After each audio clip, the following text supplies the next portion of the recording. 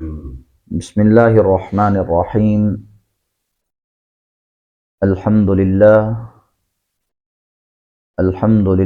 رب العالمین والعاقبۃ للمتقین والصلاة والسلام علی سید الانبیاء والمرسلین اما بعد فاعوذ باللہ من الشیطان الرجیم بسم اللہ الرحمن الرحیم یا ایہا الذین آمنوا استعینوا بالصبر والصلاة ان اللہ مع الصابرین ولا تقولوا لمن يقتل في سبيل الله اموات بل احياء ولكن لا تشعرون ولنبلونكم بشيء من الخوف والجوع ونقص من الاموال والانفس والثمرات وبشر الصابرين الذين اذا اصابتهم مصيبة قالوا انا لله وانا اليه راجعون۔ محترم سامعین، آج ہم بات کریں گے دماد رسول سیدنا علی رضی اللہ تعالی عنہ کی شہادت کے بارے میں۔ آج ان کا یوم شہادت ہے، اور یہ وہ ہیں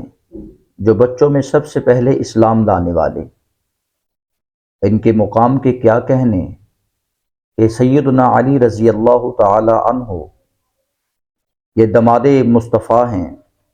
اور سیدنا حسن اور حسین کے ابا جاں ہیں، سیدہ نساء اہل الجنہ کے یہ خامل ہیں، اور اللہ رب العالمین کی طرف سے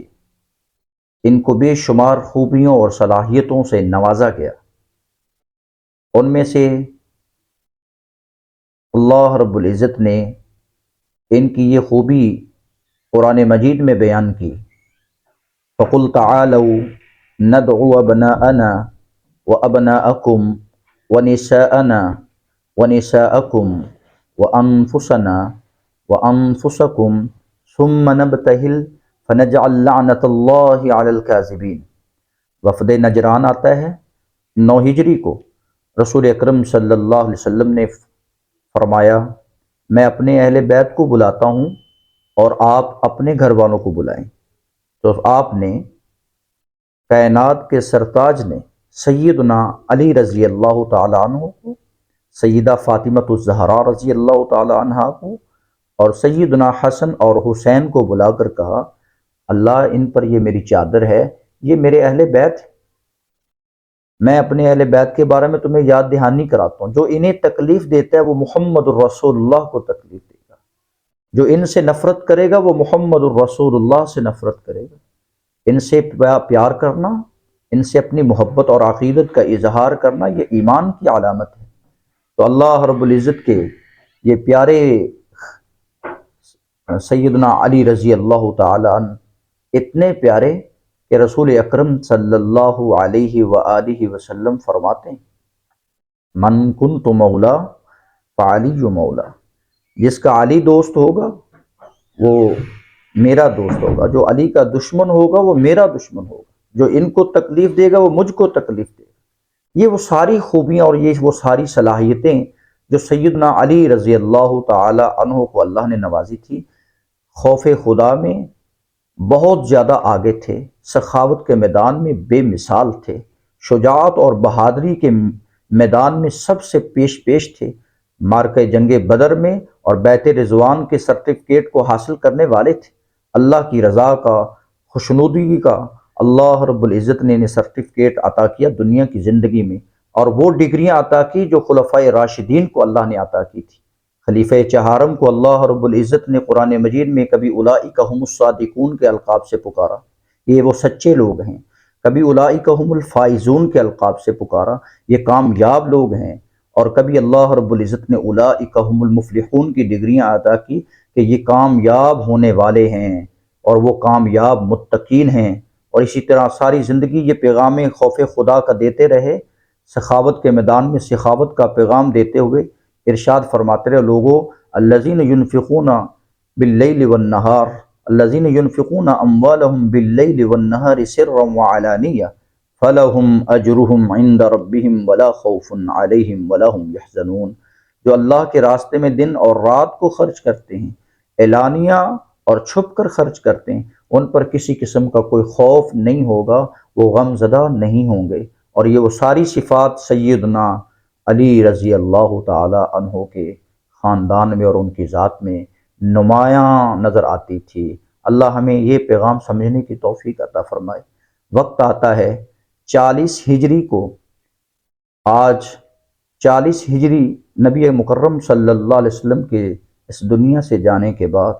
آپ کو جب خلافت ملتی ہے تو یہ جو مصر کے خارجی شیطان اور لعین قاتل اور غاصب قسم کے لوگ، ظالم قسم کے لوگ، انہوں نے، جس کا نام عبد الرحمن ابن ملجم کے نام سے اس کو یاد کیا جاتا ہے، اس ظالم کو، اس لعین اور شیطان کے درندے کو، جس نے سیدنا علی رضی اللہ تعالیٰ عنہ پر وار کیا اور زہر آلود وہ تلوار کے ساتھ وار کیا، اور سیدنا علی رضی اللہ تعالیٰ عنہ پر اتنا گہرا زخم لگا کہ وہ 19 رمضان کو یہ وار ہوتا ہے اور 21 رمضان کو جام شہادت نوش فرما جاتے ہیں۔ تو اللہ فرماتے ہیں کہ جو دنیا سے چلے جائیں انہیں، جن کو شہادت کا رتبہ نصیب ہو جائے، انہیں مردہ نہ کہو۔ یا ایھا الذین آمنوا استعینوا بالصبر والصلاۃ، اے اہل ایمان اللہ سے مدد حاصل کریں، صبر کر کے، اللہ سے مدد حاصل کریں نماز پڑھ کے، بے شک میرا اللہ صبر کرنے والوں کا ساتھ دیتا ہے۔ ہم اس شہادت کے موقع پر، سیدنا علی رضی اللہ تعالیٰ عنہ کی شہادت کے موقع پر، سوائے صبر کے اور کچھ نہیں کر سکتے کہ وہ ساری زندگی صبر کا پیغام دیتے دیتے اس دنیا سے چلے گئے۔ اللہ ہم سب کو، پوری دنیا کی امت مسلمہ کو، جتنے بھی اسلام کی عظیم لیڈر اس دنیا سے گئے ہیں، اللہ انہیں، ان کا جانا اپنی بارگاہ کے اندر قبول فرما کر ان کے لیے درجات کی بلندی کا ذریعہ بنا دے، اور اللہ امت مسلمہ کے ہر فرد کو صبر کی توفیق عطا فرمائے۔ اللہ قرآن مجید میں فرماتے ہیں،